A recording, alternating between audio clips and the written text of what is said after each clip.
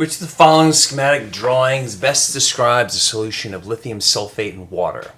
The water molecules are not shown for simplicity. Okay, so lithium sulfate, for every 2 lithium ions, right? Lithium's got a +1 charge, so you can group 1A. To every sulfate, sulfate always has a -2 charge, so C would represent a solution of lithium sulfate. So really, that's what you visualize when you have an aqueous solution of lithium sulfate. Lithium ions and sulfate ions floating around in the water, separated from one another. Which of the following ions will always be a spectator ion in a precipitation reaction? All right, to do this, we must look at the solubility rules. Nitrate and ammonium ion. According to the rules, anything with a nitrate ion is soluble. Anything with an ammonium ion is soluble. So there'll always be spectators, won't be involved in the chemical reaction. Aqueous going in, aqueous coming out. Explain how a redox reaction involves electrons. Explain how a redox reaction involves electrons in the same way a neutralization reaction involves protons. Okay, well, if you remember from acid-base neutralization reactions, an H plus is being transferred. I mean, that's a hydrogen without an electron. That's a proton. So nitrous acid protonates hydroxide ion, right? The H gets transferred to form water and nitrite ion. So this would be the net ionic equation for a weak acid reacting with hydroxide. A redox reaction involves an electron transfer. All right, so the only thing metal atoms do in chemical reactions is lose electrons. So the silver plus cation takes an electron off of the iron to form iron 2 ions or iron 3 ions. Iron 2 is easier to make. And silver. So put the electron back on the silver plus and you make silver metal. All right, so you can look at redox reactions that's occurring in 2 half reactions. So how do you write silver plus taking electrons? Well, you put 2 moles of silver plus 2 moles of electrons forming silver.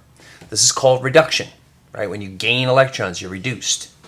Iron losing electrons become iron 2. So the electrons are going out as a product, right? They're being pulled off of the iron to form iron 2 plus. This would be an oxidation half reaction.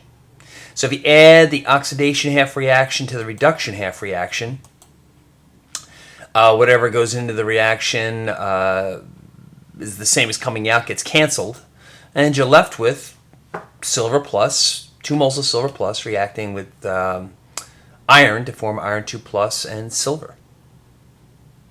So this is how you look. This is how you can look at redox reactions.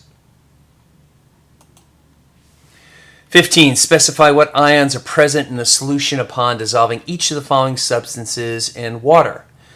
All right, well, if it's a soluble ionic compound like zinc chloride is, it breaks apart to form zinc 2 plus ion and 2 chloride ions. If you're a strong acid like nitric acid is, the H plus pops off of the nitrate to form H plus ions and nitrate. Again, anything with ammonium ion is soluble, so the 2 ammonium ions separate from the sulfate. Calcium hydroxide, I believe, is one of our soluble hydroxides, so it separates to form. Actually, is it? I think it's insoluble. So, in a way, if it's insoluble, nothing is in the water, right? Those you'd form a solid at the other side. There isn't such a thing as aqueous calcium hydroxide. I don't know, let's look at the rules. Hydroxides, where are we? Insoluble. Hydroxides. Oh, except for, all right, except for calcium. So calcium hydroxide would be an example of a soluble hydroxide. Using solubility guidelines, predict whether each of the following compounds is soluble or insoluble in water.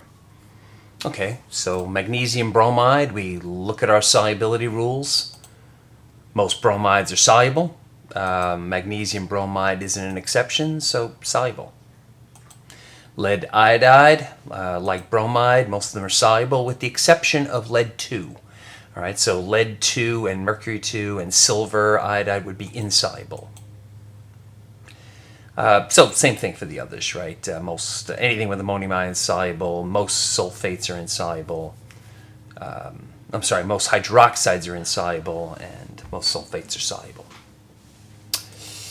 23. Name the spectator ions in any reaction that may be involved when each of the following pairs of solutions are mixed. Okay, so we have two aqueous solutions, right? So the immediate thing I look for is some sort of precipitation reaction. So when I match I switch the cations, right? Do a double replacement, right? Switch the cations. Do I get a match that's going to form a solid? So yeah, most carbonates are insoluble. Magnesium carbonate wouldn't be an exception to this. So it's easy with precipitation reactions. That means the other product is the spectator. So the next one, right? Most sulfides, with the exception of a 1A cation like sodium sulfide, to be soluble. So when you mix sulfide up with lead, you're going to get a solid. That means that the sodium nitrate is going to be the spectator ions. Anything with sodium is a spectator. Anytime sodium is there, it's a spectator. Anytime nitrate is there, it's a spectator. So that's easy. Anything with ammonium ion is soluble. Most chlorides are soluble, but when you put calcium with phosphate, you get a solid. So when we balance this, those 6 ammonium chlorides go in the same way they come out. They're spectators. So again, the other product is going to be the spectator ions in the precipitation reaction. Which of the following solutions has the largest concentration of solvated protons? In other words, which of the following, is the strongest acid? So HI, hydroiodic acid is one of our strong acids. So when you have 2 molar hydroiodic acid, you essentially have 2 molar H plus ion. So it completely ionizes.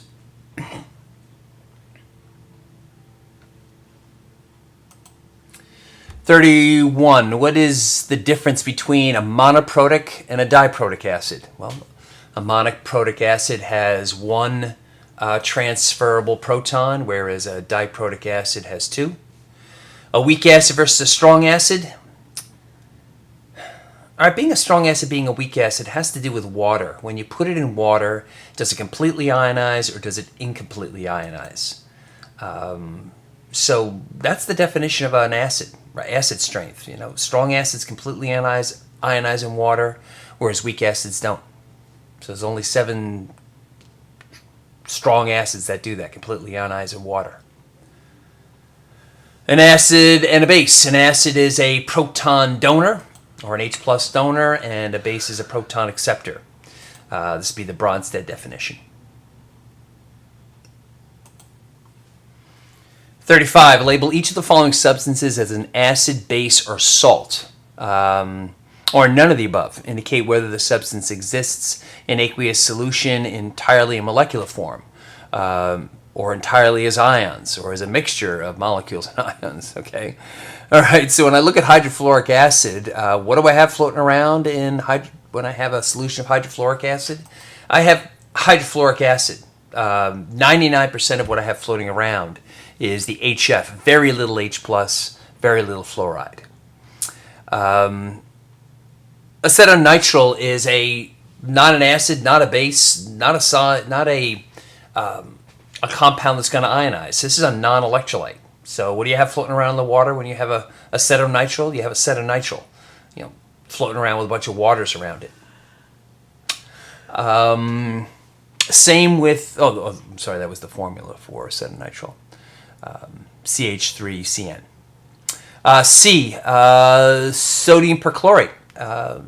Anything with perchlorate is soluble. Anything with sodium is soluble. So what you have floating around in the water is sodium ions and perchlorate ions. This is a strong electrolyte. Completely ionizes when I put it in water.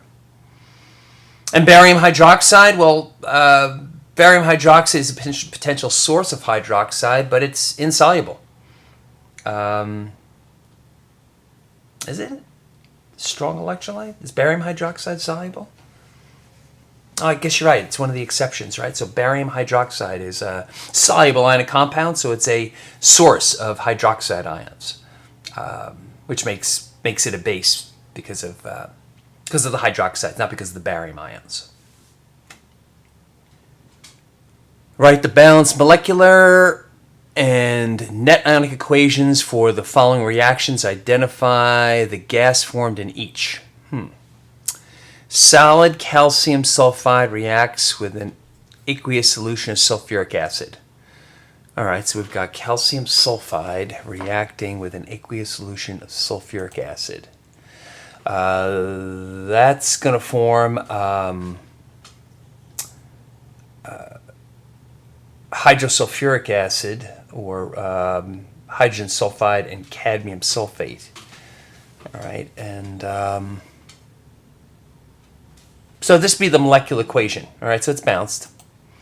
And what I would look for in this situation is any spectator ions. So in the situation with sulfuric acid, right, it's the weirdo acid. It's the only strong acid that's polyprotic. And it's a strong acid because of the first H, not the second H. So if I'm looking at the ionic equation for sulfuric acid, that H is detached from the hydrogen sulfate.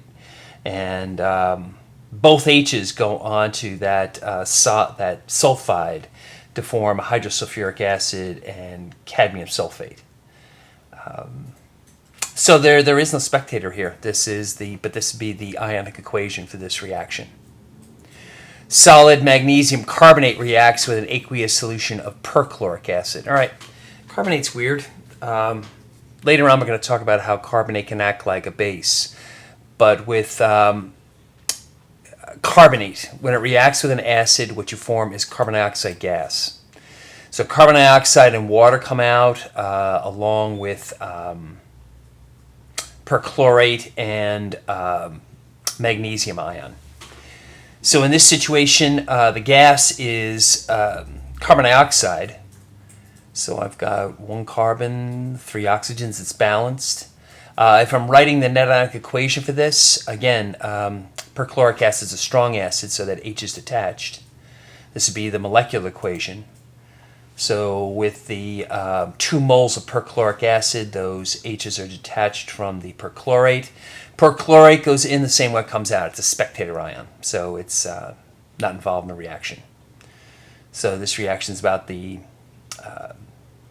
acid reacting with the carbonate to form carbon dioxide and water. Magnesium ion is liberated, right, when that solid is pulled apart, so it's a product. This would be the net ionic equation.